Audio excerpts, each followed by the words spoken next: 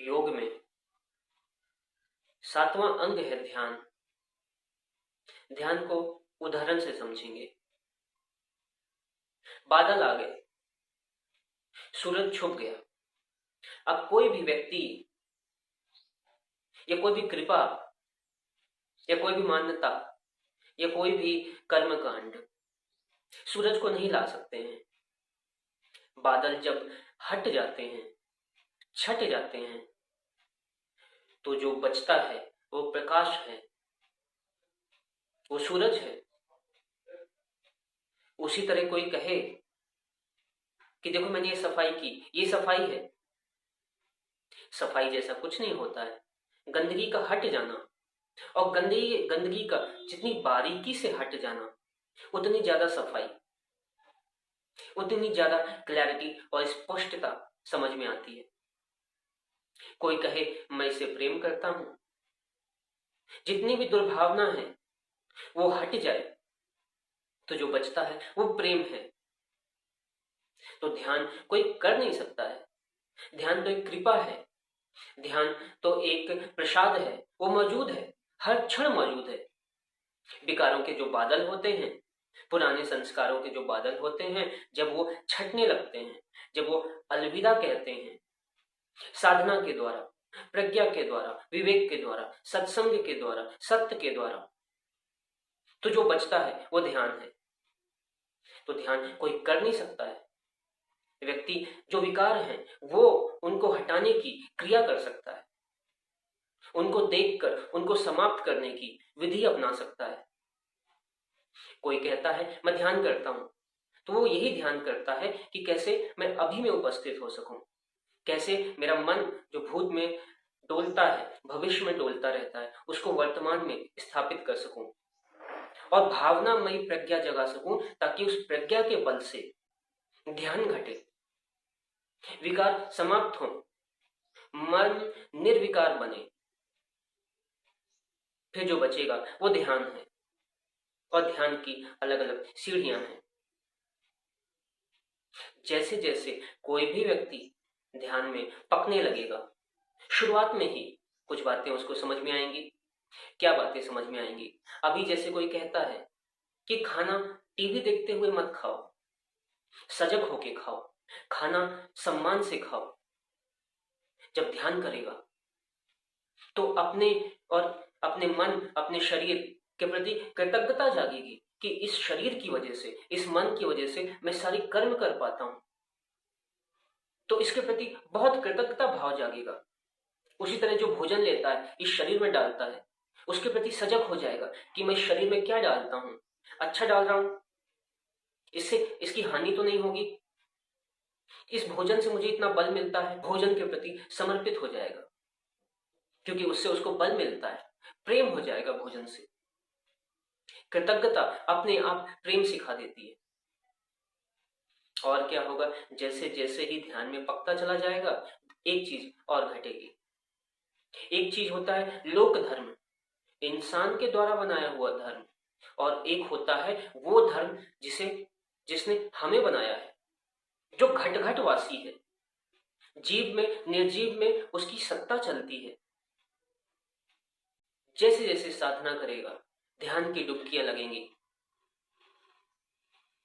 तो धर्म उजागर होगा।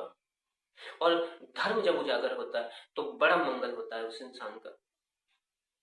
उसके आचार, विचार, व्यवहार और विहार अपने आप सही हो जाते हैं।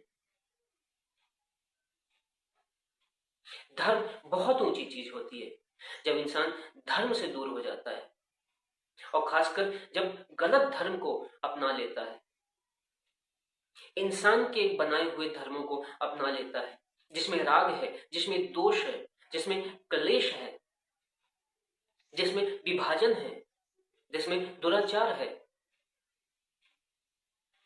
जिसमें दौर्मनस्य है, जिसमें पाप है। उससे बहुत हानि होती है समाज की, बहुत अंधविश्वास फैलता है। जैसे जैसे साधना करेगा, वैसे वैसे ध्यान की डुबकियां लगेंगी, तो वैसे वैसे धर्म जागेगा। लोक धर्म नहीं, मान्यताओं वाला धर्म नहीं, कुदरत का धर्म, जो कण कण में विराजमान है, जिसकी वजह से हम हैं, वो ना हो तो सांस न दौड़े, वो ना हो तो पेट का पाचन न हो, वो ना हो तो शरीर चल ना पाए। केन उपनिषद कहते हैं, केन मतलब कौन, कौन कौन सवाल पूछता है केन उपनिषद कि ये आग जलती है, लेकिन आग जलने में ऐसा कौन सा तत्व है जिसकी वजह से आग जलती है? जबान स्वाद लेती है, लेकिन स्वाद के पीछे कौन है? आंख देखती है, लेकिन आंख के पीछे कौन है? कान सुनते हैं, लेकिन कान सुनने के पीछे कौन है? उसका मौजूद होना जरूरी है, वही धर्म है। वो ना हो तो नश्वरता, समाप्त, कुछ नहीं हो सकता है। बुद्धि विलास से बात समझ नहीं आएगा, पुस्तकों से बात समझ नहीं आती है। थोड़ी देर अच्छा लगता है सुनने में, फिर बात वही हो जाएगी। जैसे ही अपनी मान्यताओं के पास जाएंगे, बस समाप्त हो जाएगा ये। जब अनुभूति में सत्य उतर जाता है, फिर वहां उसको कोई नहीं पलटा पाता, क्योंकि सत्य को उसने अपनी आंखों से देखा है, अनुभूति के आधार पे।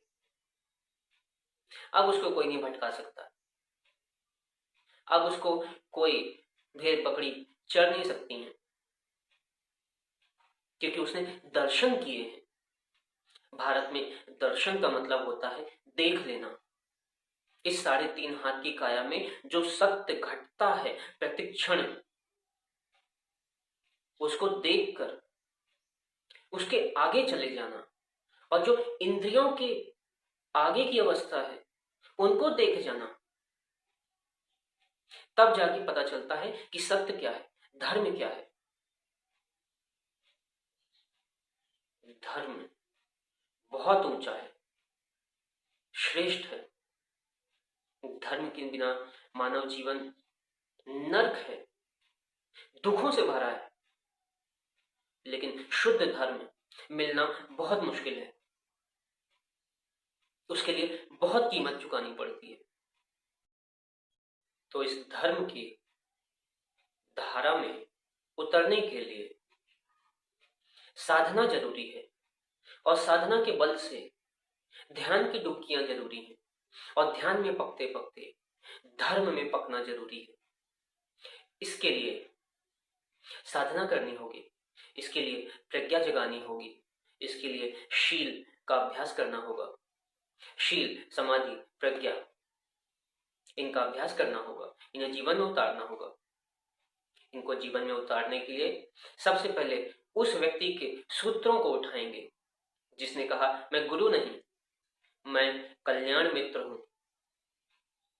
यहां लोगों के मन दूषित हो गए हैं, मनोरोगी हो गए हैं, इनके मन को ठीक करना है। उन्होंने ऐसा बोला। ऐसे महात्मा बुद्ध, ऐसे भगवान बुद्ध के सूत्रों को, जो कि फिलहाल हमारे लिए उपयोगी हैं, उनको समझकर शीलों का अभ्यास करेंगे, समाधि का अभ्यास करेंगे, और प्रज्ञा जगाएंगे, और उसी के बल से ध्यान की उपज होगी, और उसी के बल से धर्म का ध्वजा लहराएगा इस 3.5 हाथ की काया में। तो बुद्ध के एक एक सूत्र जो हमारे लिए साधना के क्षेत्र में उतरने के लिए उपयोगी हैं, उससे हम उसकी शुरुआत करेंगे।